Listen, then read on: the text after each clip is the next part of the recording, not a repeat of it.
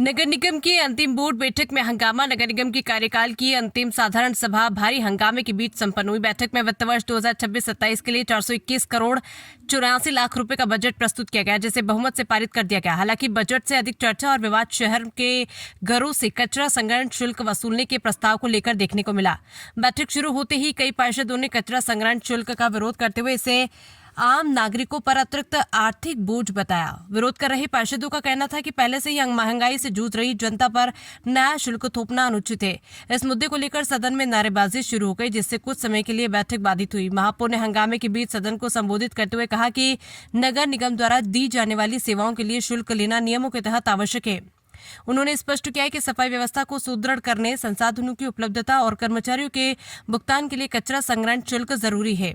महापौर ने यह भी कहा कि नगर निगम किसी भी सेवा को मुफ्त में नहीं दे सकता। बैठक के दौरान बजट में शहर के विकास, सड़क निर्माण, नालों की सफाई, पेयजल व्यवस्था, स्ट्रीट लाइट और स्वच्छता से जुड़े प्रस्तावों पर भी चर्चा की गई।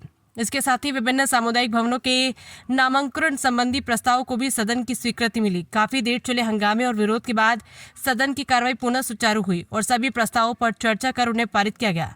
बैठक के समापन पर नगर निगम प्रशासन ने विश्वास दिलाया कि विकास कार्यों में पारदर्शिता रखी जाएगी और शहर की सफाई व्यवस्था को बेहतर बनाया जाएगा।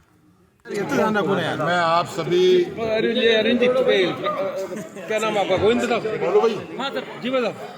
मैं आप सभी पत्रकारों का, मीडिया जगत के सभी बंधुओं का, प्रिंट मीडिया का, इलेक्ट्रॉनिक मीडिया का, सोशल मीडिया का हृदय से आभार व्यक्त करता हूं और धन्यवाद ज्ञापित करता हूं कि पिछले 5 वर्ष के हमारे कार्यकाल को आपने आपकी सूक्ष्म नज़रों से देखा, जहां सराहा चाहा वहाँ सराहा, जो हमारी कमजोरियां थी उन्हें उजागर किया और आपके माध्यम से हमने बिल्कुल कान में घुसेड़ दिया यार लोगों को।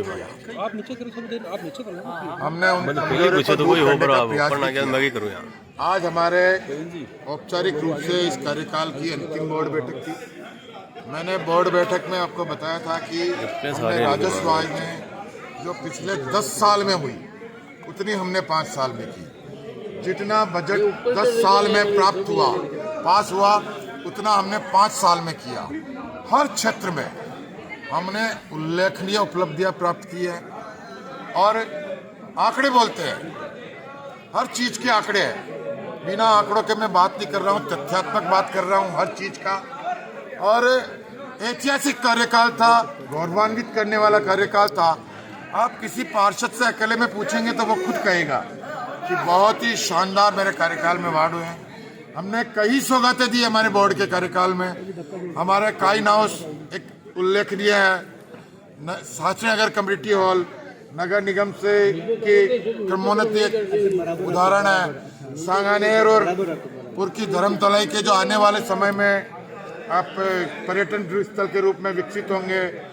और बहुत सारे जो रोड सीवरेज की वजह से एक हालत खराब थी, आज की तारीख में हर वार्ड की लगभग 80% सड़कें। कितनी बैठक में प्रस्ताव दिया, कितना कोई ऐतिहासिक कोई फैसला लिया?